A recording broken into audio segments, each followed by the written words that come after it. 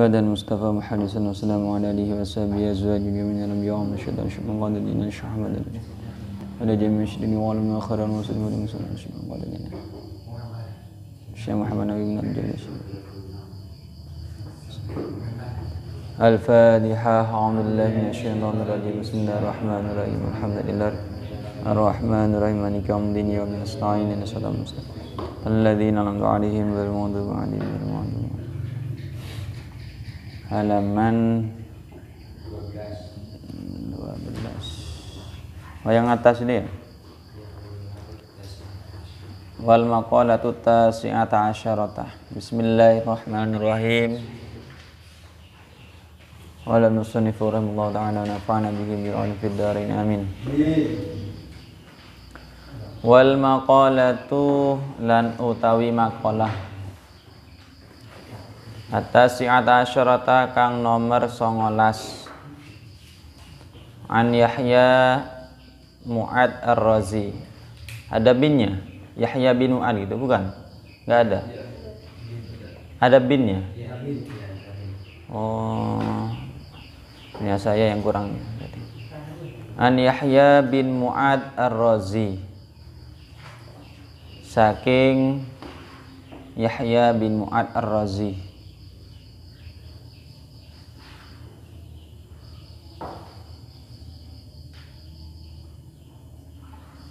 Imam Yahya bin Mu'ad Ar-Razi Al-Wa'idi kang mituturi. Al-Wa'idi kang mituturi lahu iku kadue Yahya. Lahu iku kadue Yahya lisanun utawi lisan. Utawi lisan firrojai ing dalam ngarep-ngarep. Firrojai yang dalam ngarep-ngarep, khususon kelawan luweh-luweh atau kelawan khusus sama. Wa kalamun lan dawuh fil ma'rifati ing dalam martelaaken ma'rifat, ing dalam martelaaken ma'rifat. Kharaja medal metu atau medal sapa Yahya bin Mu'ad ila Balkha maring tanah Balkha, maring tanah Balkha. Wa aqama lan mukim sapa Yahya, lan mukim sapa Yahya biha ing dalam Balkha, biha ing dalam Balkha muddatan ing dalam sak mangsa, dalam sak mangsa. Wa raja'a lan bali sapa Yahya ila Naisabur, ila Naisaburia, ila Naisabura maring tanah Naisabur. Wa mata lan wafat sapa Yahya biha ing dalam Naisabur, ing dalam Naisabur sanata samanin wa khamsina wa mi'atain ing dalam tahun 258. Ditulis angka saja biar enggak banyak. Ing dalam tahun 258 ya. Makalah yang ke-19 yaitu ada riwayat dari Imam Yahya bin Mu'ad Ar-Razi yang memang ahli menasehati, biasa memberi mau'idhah, biasa memberi nasihat Imam Yahya bin Mu'ad Ar-Razi. Profil singkatnya Imam Yahya bin Mu'ad Ar-Razi ini mempunyai lesan yang enggak sama seperti yang lain. Lesan firroja, keunikan lesannya itu apa namanya, mantih ya, apa istilahnya itu, ucapannya itu manjur ya, mantih. Kemudian juga mempunyai kalam fil ma'rifah, jadi dawuh-dawuhnya kalam-kalam hikmahnya yang disampaikan itu mudah masuk ke dalam hati.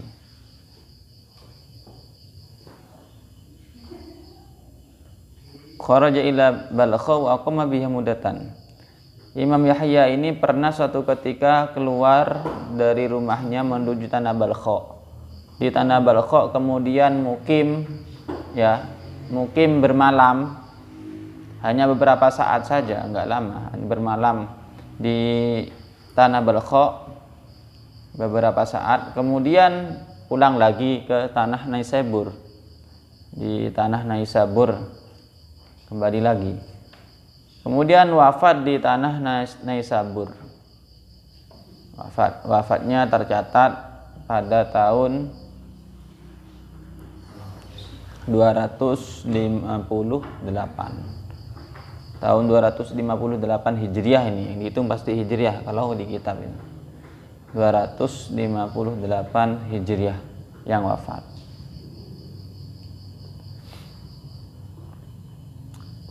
Apa isi makolahnya Imam Yahya ini? Ini banyak menjadi hikmah yang diungkapkan oleh ulama-ulama kalamnya itu. Di antaranya isi kalamnya Imam Yahya adalah tuba liman tarakat dunya qabla an tatrukah wa bana qabrahu qabla ayyadkhulah wa arda rabbahu qabla ayyalqah. Tuba utawi kebejanan, tuba utawi kebejanan liman iku kaduwe wong taraka kang ninggal sapa man ad-dunya ing dunya qabla an tatrukahu ing dalem sadurunge yen to ninggal apa dunya hu ing man, ing dalem sadurunge ninggal apa dunya ing man. Ail khair tegese utawi kebagusan, ail khairu tegese utawi kebagusan, al katsiru kang akeh,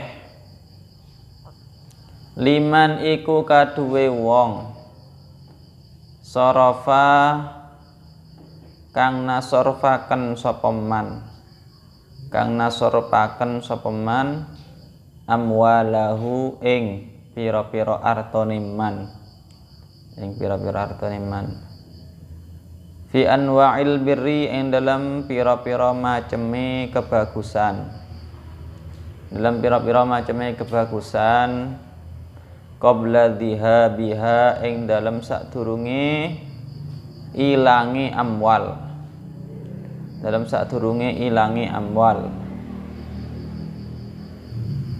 anhu saking man. Beruntunglah bagi orang yang meninggalkan dunia sebelum dunia itu sendiri meninggalkan dia, katanya Imam Yahya bin Mu'ad Ar-Razi. Jadi orang itu masih dikatakan beruntung kalau dia meninggalkan dunia sebelum dunianya yang meninggalkan dia. Apa maksudnya ini? Bukan nggak mau dunia, bukan punya harta banyak kemudian dibuang. Enggak seperti itu. Maksudnya meninggalkan dunia di sini. Maksudnya adalah al-khairul kasir. Liman sarafa, yaitu mendapat kebaikan yang begitu banyak bagi orang yang menasorufkan harta-hartanya di jalan-jalan kebaikan sebelum hartanya itu ludes hilang, sebelum hartanya habis. Saat punya nikmat harta banyak, semisal dapat rezeki banyak, rezeki nomplok katanya ya, saat dapat nikmat, saat dapat rezeki banyak, segera tasarrufkan. Just dibagi wes ke masjid, semisal nyumbang berapa, ke madrasah berapa, ke fakir miskin sekitar berapa, ke anak yatim berapa. Saat masih banyak-banyaknya harta, maksudnya saat dapat rezeki sebenarnya. Sebelum itu habis dengan sia-sia. Maksudnya habis dengan sia-sia sama. Dapat rezeki banyak, tapi iman yang mau dikeluarkan itu, ya. Iman yang mau dikeluarkan. Lama-lama juga pasti akan habis. Ternyata hanya dibuat foya-foya, hanya dibuat ke warung yang mahal-mahal, hanya dibuat beli baju-baju yang mahal-mahal, yang nggak terlalu berguna. Banyak bajunya, tapi pengen yang baru, pengen yang baru, pengen yang mahal, yang lebih mahal. Nah, pada akhirnya habis juga, meskipun banyak, sebegitu banyaknya. Pada akhirnya juga habis. Punya uang 1 miliar, 1 triliun. Jangan dikira itu nggak akan habis. Pada akhirnya juga akan habis, juga akan lama. Nggak akan lama. Jadi beruntung bagi orang yang meninggalkan dunia sebelum dunia meninggalkannya. Maksudnya apa? Masih banyak-banyaknya dapat rezeki itu segera tasarrufkan. Sempatkan maksudnya. Sempatkan, tasarrufkan. Sebelum hartanya itu habis dengan sia-sia, belum sempat tasarruf, belum sempat sedekah, belum sempat nyumbang, belum sempat ngasih ke anak yatim, ke fakir miskin. Karena pada akhirnya juga akan habis itu. Dan banyak memang yang habisnya dengan sia-sia. Ternyata oleh Allah dibuka rezekinya, ya, diturunkan rezekinya yang luas oleh Allah, tapi ya disia-siakan saja. Maksudnya nggak ada yang mau dia bawa ke akhirat, nggak ada. Hanya dibuat untuk senang-senang di dunia saja. Kan banyak kan? Hanya dibuat senang-senang di dunia saja. Jadi nggak ada yang mau dibawa ke akhirat. Ini ya rugi, sangat rugi. Karena juga saya pernah dengar ceritanya Taufik tuh saat pengajian di Sidogiri itu. Saat ngisi pengajian hikam di Sidogiri, cerita seperti ini. Sebenarnya harta yang bisa kita bawa itu ke akhirat atau ke surga atau ke akhirat, menjadi bekal kita, menjadi penolong kita nanti di akhiratnya, di alam kubur atau di akhiratnya, jadi penolong kita, jadi bekal kita. Bahkan di surga jadi nikmat, ya, banyak kenikmatan gara-gara harta kita. Itu yang bisa nyampe itu harus dikasihkan, dikeluarkan, ditasarrufkan. Gak mungkin harta kita yang sebegitu banyaknya, hartanya ya begitu banyak, kaya raya, mobilnya mewah 5 semisal, punya pesawat, ya, rumahnya besar, mau dibawa ke akhirat, dibawa sendiri, nggak bisa. Nyampe kuburan saja ditolak oleh tanah. Ketika mati, ini wasiat orangnya yang masih hidup ini, orang kaya yang masih hidup ini wasiat. Kalau mati ya tolong semua harta saya kubur juga bersama saya. Ayo. Nggak usah rumahnya, mobilnya saja ya dikubur bersama mayitnya, kelindes mayitnya, penyet mayitnya. Nggak bisa. Mau dikubur gimana? Mau gali tanah seberapa lebar nantinya? Mau dikubur sama rumahnya, sama pesawatnya, sama mobilnya, gak akan ditolak oleh tanah. Gak nyampe lama ya juga akan rusak, akan juga jadi tanah. Gak nyampe, sudah nyampe di kuburan sudah ditolak. Terus ketika bertemu malaikat Munkar Nakir, kira-kira ada yang dibawa dari hartanya itu? Nggak ada, nggak punya bekal, nggak punya sangu. Kemudian ketika yaumul hisab, yaumul mizan, ya dihitung amal baiknya, nggak ada. Nggak digunakan untuk kebaikan sama sekali, hanya untuk kesenangan dunia saja. Yaumul mizan ditimbang amalnya, ya amal baiknya nggak ada, amal buruknya yang nomplok. di mahsyar, kemudian di sirat, kemudian ya gimana mau yang mau masuk surga nggak punya amal kebaikan sama sekali, ya langsung saja sekalian neraka wis. Di neraka pedih karena apa? Selama di dunia ternyata Allah limpahkan harta, kekayaan, ternyata disia-siakan, tidak dibuat untuk kebaikan sama sekali. Akhirnya hisabnya banyak, ya, dihitung banyak. Ini digunakan untuk apa? Akhirnya lebih pedih nanti di akhirat, lebih pedih di neraka siksaannya. Mau dikasih fasilitas untuk berbuat baik, enggak digunakan. Oleh Allah dikasih fasilitas harta banyak untuk bisa berbuat baik, enggak digunakan. Kan seperti itu.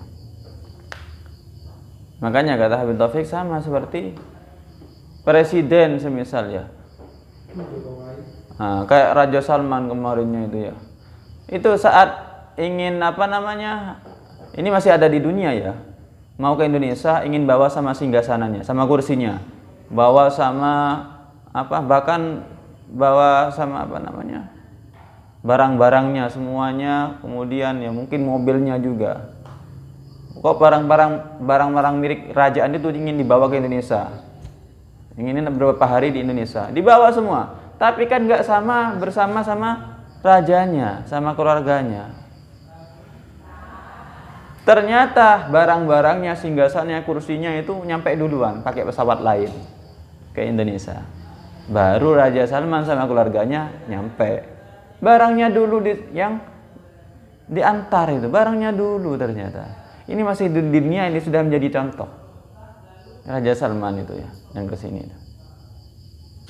Barang-barangnya dulu, bahkan kan bawa WC yang terbuat dari kuningan emas itu kan, yang disumbangkan ke masjid Istiqlal.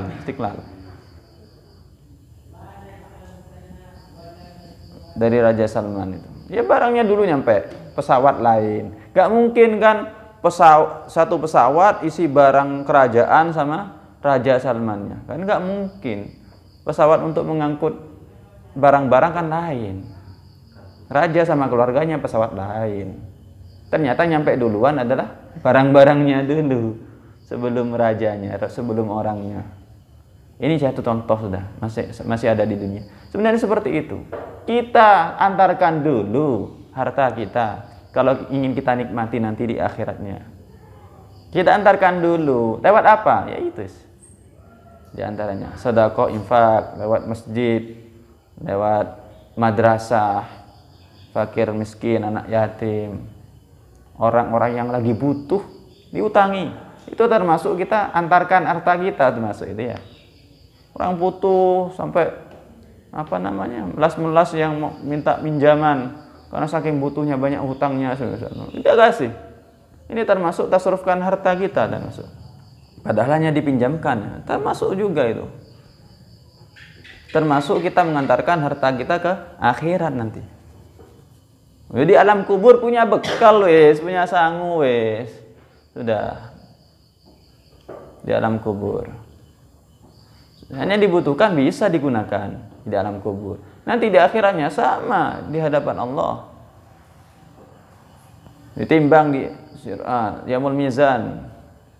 Ditimbang. Amal baiknya banyak sudah ditransferkan sebelumnya saat masih hidup. Sudah diantarkan dulu saat masih hidup. Sudah banyak, sudah siap, enak, sudah kaya, sudah anggaplah kayanya nanti di akhirat seperti itu. Yang paling banyak mengeluarkan untuk tasarruf kebaikan saat di dunia, yang paling kaya di akhiratnya nanti. Jangan ingin kaya di dunia tapi gak ingin kaya di akhirat, jangan.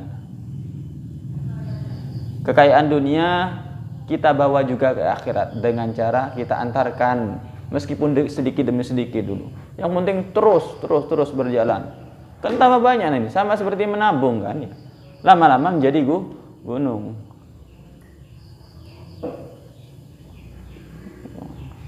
Coba kita seandainya ingin berlomba-lomba seperti itu, berlomba-lomba kebaikan, berlomba-lomba mengantarkan harta kita ke akhirat banyak-banyakan. Wah, banyak-banyakan. Kira-kira, berarti yang paling kaya, yang paling banyak Belum tentu. Kadang yang paling banyak yang kaya nggak sadar, yang nggak bisa memanfaatkan hartanya, yang nggak bisa dibuat tasarrufkan hartanya itu. Kadang-kadang yang kaya yang paling banyak itu ya lalai, lupa. Kan memang ujiannya itu. Kalau sudah jadi kaya, kadang sudah banyak lupa sudah ujiannya. Tapi ada juga yang ingat, kaya-kaya. Kemudian seberapa besar pahala dari harta yang kita sudah saya bahas sebelumnya, bukan dari lihat dari nilainya, banyaknya, nominalnya, tidak. Kalau memang orang yang punya harta cuma 100.000, tapi yang dikeluarkan separuhnya 50.000, jauh lebih besar daripada orang punya harta 1 triliun hanya mengeluarkan 100 juta. Masih bobotnya lebih berat, pahalanya itu lebih berat yang mengeluarkan 50.000 yang punya harta 100.000 cuman. Itu separuhnya kan, 50%-nya. Yang 1 triliun mengeluarkan cuma 100 juta, berapa persennya? Berapa persennya?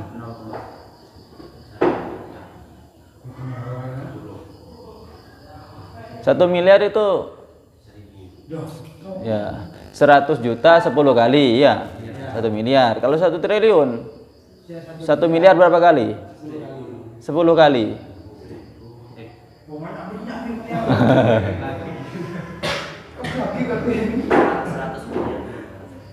Berapa? 100 miliar. Iya, 100 miliar 10 kali itu berarti 1 triliun. Bayangkan hanya berapa persennya itu mengeluarkan 100 juta. Padahal nominalnya banyak kan ya. Tapi cuma berapa persennya? Maka bobotnya lebih rendah daripada yang mengeluarkannya 50.000 tapi hartanya cuma 100.000. 50%-nya itu. La khalasu illa bitakhallus. Jangan kalian kalahkan ikhlas itu yang rela begitu saja. Wis, saya ikhlas. Bukan yang seperti itu ya sebenarnya ikhlas itu. Ya. Kalian punya harta banyak. Kalian kehilangan atau mengeluarkan 10.000 kasihkan teman, saya ikhlas wis. Bukan seperti itu yang ikhlas.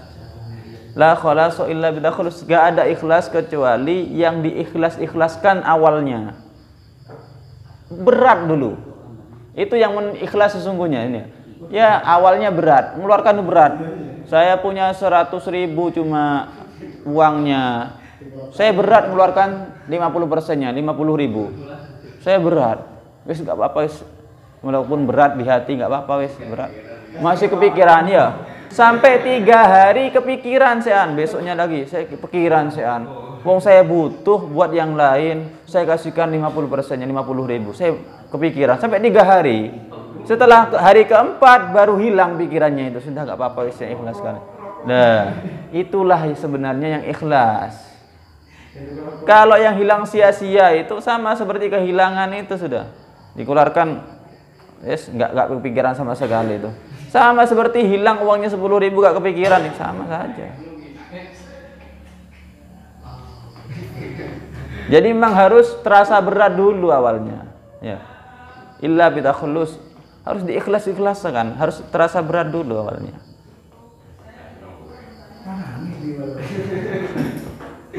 Itu untuk juga melatih kita senang bersedekah. Nah.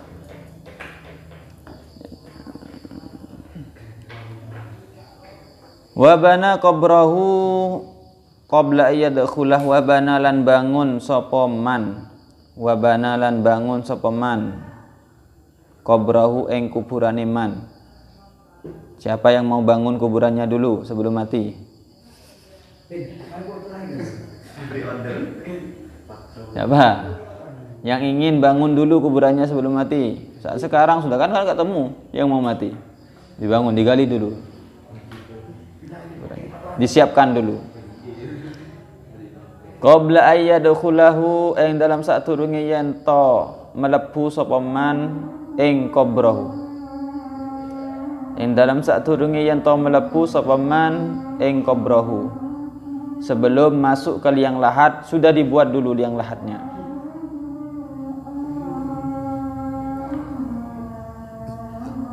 Maksudnya bukan sebelum meninggal, saat masih hidup itu digali dulu kuburannya, disiapkan, diperindah, bukan seperti itu maksudnya. Bi'an amila kelawan yento ngamalaken sapa man, kelawan yento ngamalaken sapa man ma ing perkara fihi iku tetep ing dalem ma, fihi iku tetep ing dalem ma taunisun utawi seneng fil qabri ing dalem kuburan, fil qabri ing dalem kuburan. Maksudnya adalah membangun kuburan dulu sebelum meninggal itu adalah berbuat atau beramal baik dulu, yang amal baik itu nanti menjadi buah kesenangan kita saat di dalam kubur. Intinya hampir mirip dengan tadi itu. Siapkan dulu sangunya, sekiranya sangu itu nanti menyenangkan kita saat ada di dalam kubur. Itu intisari atau pengertian dari membangun kuburan dulu sebelum meninggal. Kita bangun dulu. Dengan cara apa bangun? Bukan dibangun dulu kuburannya, disiapkan dulu dari sekarang, bukan. Yang bisa mengindahkan kita, menyenangkan kita di dalam kubur apa? Amalan apa diantaranya? Dan banyak bersedekah, berbuat baik, menyenangkan hati orang lain, ya, bersyukur, sholat sunnah, sholat tahajud, sholat duha, ya itu semuanya wes amal-amal baik itu. Ya kita tabungkan dari sekarang sudah. Kita tabungkan dari sekarang sehingga nanti kita bisa senang di alam kubur. Itu adalah membuat atau membangun dulu kuburan sebelum masuk ke dalam kubur. Itu maksudnya seperti itu. Disuruh siapkan dulu.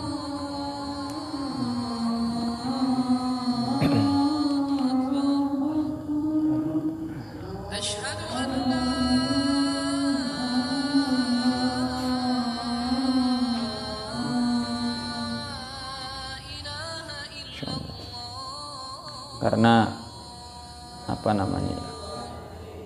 alam kubur ini, alam kubur atau siksaan kubur ini bukan mitos ya, bukan hanya cerita yang cerita bohong, bukan ya. Cerita alam kubur atau siksa kubur ini memang nyata, beneran ada memang. Loh, kita kalau nggak hati-hati, melalaikan, nggak ingat sama siksaan kubur, insya Allah selama di dunia ini kita sia-siakan, lalai, nggak mempersiapkan. Padahal nyata itu, nyata memang ada siksaan kubur, itu memang ada. Saya sering ceritakan, kalau di alam kubur itu saja sudah disiksa, meskipun siksaannya ringan. Kalau disiksa di alam kubur, maka otomatis juga nanti siksaan di neraka itu lebih pedih siksaannya daripada masih di alam kubur. Karena jauh lebih dahsyat siksaannya di neraka daripada di alam kubur. Otomatis berkali-kali lipat lebih. Apalagi yang di alam kubur saja itu siksaannya berat sudah. Dahsyat sudah, siksaannya berat. Tanggungannya banyak. Maka otomatis jauh berkali-kali lipat lebih dahsyat, lebih berat lagi di nerakanya nanti. Tapi bagi orang yang di alam kubur sudah tenang, meskipun nggak dapat kenikmatan, tapi tidak disiksa, maka nanti di akhiratnya di surga lebih tenang nanti. Lebih tenang. Apalagi di alam kuburnya sudah dapat nikmat besar dari Allah karena amalnya selama di dunia. Maka otomatis di akhiratnya jauh lebih besar nikmat yang Allah berikan kepada dia nanti. Sebenarnya sudah jadi cendela sudah di di alam kubur ini. Cendela kalau sudah dapat nikmat, maka jauh lebih besar nikmatnya di akhirat. Kalau dapat siksa, maka jauh lebih lebih berat siksaannya nanti di akhirat. Jadi cendela alam kubur itu.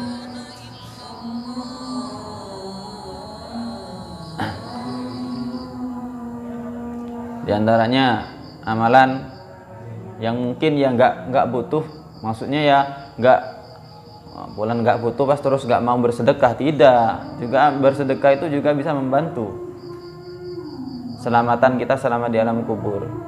Ada juga diantaranya dengan cara istiqomah membaca surat Al-Muluk sebelum tidur. Surat Al-Muluk, tabarakalladzi biyadil mulk wa huwa ala kulli syai'in qadir ila akhirih itu. Hanya 1 lembar setengah itu. Kalau enggak salah 1 lembar setengah. Kalau istiqomah sebelum tidur, insyaallah ada janji diselamatkan dari siksaan malaikat mungkar nakir. Ya, kalau sudah gak disiksa ya enak sudah.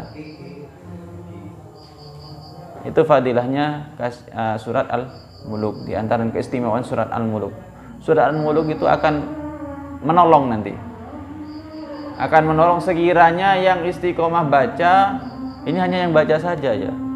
Istiqomah baca ketika masih hidup sebelum tidur, nanti di alam kuburnya dibantu, dijaga.